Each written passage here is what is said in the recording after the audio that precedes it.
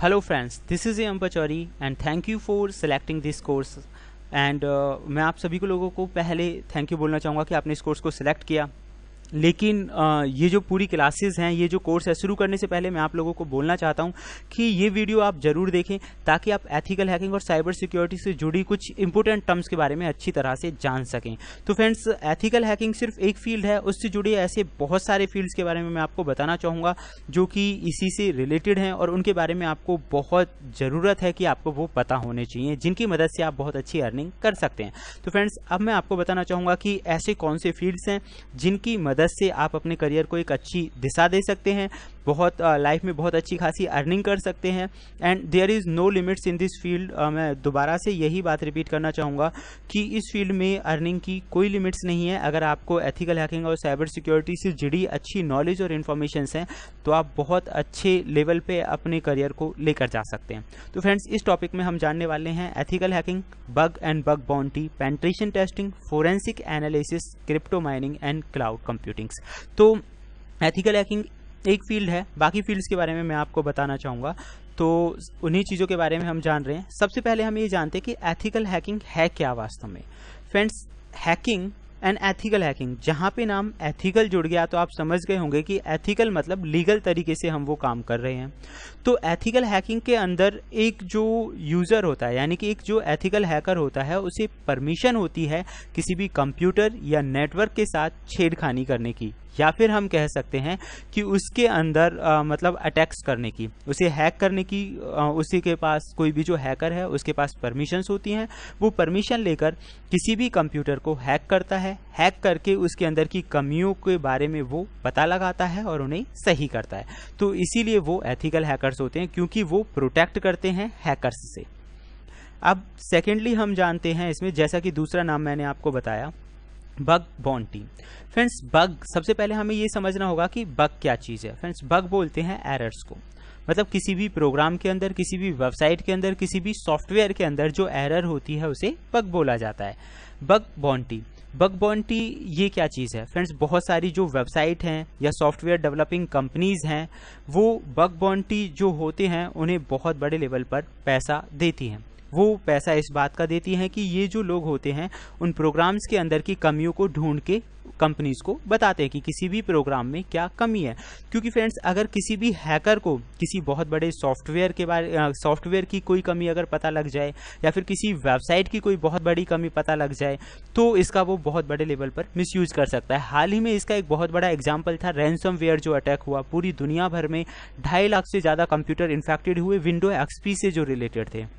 आप लोगों को बिल्कुल याद होगा, ना कि सिर्फ इंडिया और दूसरी बहुत बड़ी कंट्री वानाक्राई रैनसमवेयर अटैक का शिकार हुई। तो वो एक तरह का क्या था कि विंडो एक्सपी के अंदर जो हैकर्स था उसने एक कमी का पता लगा लिया था और उसी कमी का फ़ायदा उठाकर उसने इतने बड़े लेवल पर रैनसमवेयर अटैक को अंजाम दिया। तो फ्रेंड्स, बग बाउंटी जो प्रोग्राम्स होते हैं, बहुत सारी कंपनीज हैं जो बग बाउंटीज़ को काफ़ी अच्छे लेवल पर पैसा देती हैं। यानी कि आप किसी फेमस वेबसाइट में, लाइक मान लीजिए गूगल के अंदर, अगर आप कोई कमी ढूंढने में सक्सेसफुल हो पाते हैं तो गूगल कंपनी आपको लाखों और करोड़ों में रिवॉर्ड मनी देता है। तो ये एक बहुत अच्छा करियर ऑप्शन हो सकता है आप लोगों के लिए कि अगर आप ये चीज़ें सीखते हैं तो किसी भी प्रोग्राम के अंदर की कमियों के बारे में जानकर आप उनके डेवलपर्स को या कंपनी को बता सकते हैं, बदले में आपको बहुत अच्छा रिवॉर्ड मनी मिलता है। अब हम बात करेंगे कि कौन कौन सी ऐसी कंपनीज हैं। तो फ्रेंड्स, ऐसी बहुत सारी कंपनीज हैं, लगभग ऑलमोस्ट ज़्यादातर कंपनीज हैं जो बग बाउंटीज़ को अच्छा रिवॉर्ड देती हैं, जिनमें Google, Yahoo, Facebook, Mozilla, Apple, ये सारी कंपनीज हैं जो आपको बग हंटिंग का अमाउंट देती हैं। बग बाउंटी और बग हंटिंग दोनों एक ही चीज़ हैं। फ्रेंड्स, अब हम जानते हैं तीसरे टॉपिक के बारे में, penetration testing. Penetration testing just like ethical hackers का ही काम पेनिट्रेशन टेस्टिंग का होता है। पेनिट्रेशन टेस्टिंग में आप यहाँ पढ़ सकते हैं कि पेनिट्रेशन टेस्टिंग बोलें या फिर पेन टेस्टिंग बोलें, ये एक ऑथराइज सिमुलेटेड अटैक होता है किसी भी कंप्यूटर सिस्टम पर। यानी कि इस फील्ड के अंदर कोई भी जो अटैकर होता है किसी टारगेट कंप्यूटर पर या एक नेटवर्क पर अटैकिंग की अलग अलग टेक्निक का इस्तेमाल करता है। यानी कि अलग अलग टेक्निक की मदद से वो अटैक करता है उस नेटवर्क पे अगर उसके अंदर कोई कमी उसे मिलती है तो उन कमियों की लिस्ट बनाता है, उन कमियों को सॉल्व करता है। इसी पूरी प्रोसेस को पेनिट्रेशन टेस्टिंग बोला जाता है। बहुत बड़ी बड़ी जो कंपनीज हैं, एप्पल, गूगल, याहू, फेसबुक जैसी जो कंपनीज हैं, इनके पास भी पेनिट्रेशन टेस्टर्स होते हैं जो किसी भी प्रोग्राम्स की कमियों को ढूंढ के या पता लगा के उन्हें सही करते हैं और बदले में उन्हें काफ़ी अच्छा अमाउंट मिलता है। इसी बात का आप चाहें तो किसी पर्टिकुलर कॉलेज को सिक्योरिटी प्रोवाइड कर सकते हैं। सिक्योरिटी प्रोवाइड करने का मतलब है कि उसके पूरे नेटवर्क को सिक्योर कर सकते हैं ताकि कोई हैक ना कर सके। ये ही एक पेनिट्रेशन टेस्टिंग का हिस्सा है। अब हम दूसरे फील्ड्स के बारे में जानते हैं। एक और फील्ड है फोरेंसिक। फ्रेंड्स, फोरेंसिक भी एथिकल हैकिंग जैसे फील्ड से जुड़ा हुआ एक पार्टी है। फोरेंसिक आपने बहुत बार सुना होगा, ज़्यादातर मूवीज़ के अंदर आपने सुना होगा फोरेंसिक एनालिसिस होनी है, फोरेंसिक लैब में ये चीज़ जाएगी, या फिर सीरियल्स वगैरह में भी आपने देखा होगा। तो मैं आपको बताना चाहूँगा कि यहाँ पे जो फोरेंसिक होती है, इस फोरेंसिक का सीधा जो मतलब होता है वो होता है कंप्यूटर और मोबाइल फ़ोन से जानकारी इकट्ठा करना। कई बार बहुत बड़ी बड़ी आतंकवादी जो गतिविधियाँ होती हैं और जब उन्हें पकड़ा जाता है तो बदले में उनके जो लैपटॉप या मोबाइल फ़ोन जो हाथ लगते हैं तो उनसे सबूतों को कलेक्ट करने का जो काम होता है वो फोरेंसिक एक्सपर्ट्स का होता है। यानी मोबाइल फ़ोन से कॉल डिटेल्स निकालना, या फिर कंप्यूटर से कोई भी मैसेज भेजा गया है, या फिर कोई फाइल तैयार की गई है, या फिर पूरी कंप्यूटर जो है वो फॉर्मेट कर दिया, फिर भी हमें सबूत इकट्ठा करने हैं। तो इस तरह का जो काम है वो फोरेंसिक एनालिसिस के अंदर होता है। फ्रेंड्स, ये भी एक बहुत बेहतरीन करियर अपॉर्चुनिटी हो सकती है क्योंकि फोरेंसिक एनालिसिस वालों को काफ़ी अच्छे अमाउंट में पैसे मिलते हैं और फ्यूचर के लिए बहुत अच्छी और बेहतरीन चीज़ है। अब हम बात करते हैं एक और खास करंट सेशन के बारे में जो कि आज की डेट में बहुत अच्छे लेवल पर चल रहा है, crypto mining. Friends, crypto mining और क्रिप्टो करेंसी ये दोनों अलग चीज़ें हैं। मैं आपको बताऊंगा क्रिप्टो करेंसी के एग्जांपल के तौर पे हम समझ लेते हैं। आपने अगर नाम सुना हो तो बिटकॉइन एक क्रिप्टो करेंसी का एग्जाम्पल है। एक ऐसी करेंसी जिसे हम छू नहीं सकते, रुपये और डॉलर की तरह, लेकिन हम फील कर सकते हैं कि ऐसी कोई करेंसी है। ये इंटरनेट की दुनिया में चलने वाली करेंसी है। सतोशी नाकामोटो ने इसे डिज़ाइन किया था। फ्रेंड्स, इस करेंसी की जो खास बात है वो ये है कि इसकी जो वैल्यू है अप और डाउन यानी कम और ज़्यादा होती रहती है। इसकी कोई वैल्यू फिक्स नहीं है। इंटरनेट मार्केट में इसकी वैल्यू कभी भी कितनी भी हो सकती है, ये डिपेंड करता है अलग अलग कंडीशंस पे। तो इसके ज़रिए यानी कि इंटरनेट पूरी दुनिया में ये एक ऐसी करेंसी है जिसके ज़रिए आप पूरी दुनिया में कहीं से कोई भी चीज़ खरीद सकते हो या बेच सकते हो। फॉर एग्जांपल, अगर मैं मान लेता हूँ मुझे डॉलर में कोई चीज़ खरीदनी है, येन में या पाउंड में खरीदनी है, तो उसके लिए मुझे डॉलर, येन या पाउंड ही देने पड़ेंगे, रुपीज़ से काम नहीं चलेगा। लेकिन बिटकॉइन एक ऐसी करेंसी है जो पूरी दुनिया में कॉमन है। यानी कि अगर कोई भी चीज़ आपको रुपये, डॉलर, येन, पाउंड में खरीदनी है तो आप खरीद सकते हैं बिटकॉइन की मदद से। तो बिटकॉइन एक कॉमन करेंसी हो गई। तो फ्रेंड्स, आप समझ गए होंगे क्रिप्टो करेंसी क्या है। अब हम जानेंगे क्रिप्टो माइनिंग क्या है। क्रिप्टो माइनिंग का मतलब क्रिप्टो करेंसी अर्न करने की जो टेक्निक है वो क्रिप्टो माइनिंग होती है। यानी कि बिटकॉइन वगैरह अगर आपको अर्न करने हैं तो उसके लिए आपको क्रिप्टो माइनिंग करनी पड़ती है।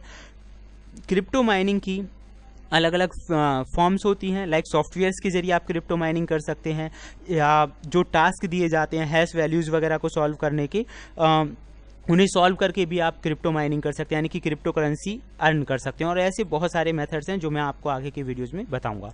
अब हम जानते हैं एक और करंट फील्ड के बारे में जिसका नाम है फ्रेंड्स क्लाउड कंप्यूटिंग। तो अगर आप एथिकल हैकिंग से जुड़े हैं, साइबर सिक्योरिटी से जुड़े हैं, तो आपको क्लाउड कंप्यूटिंग के बारे में ज़रूर पता होना चाहिए फ्रेंड्स।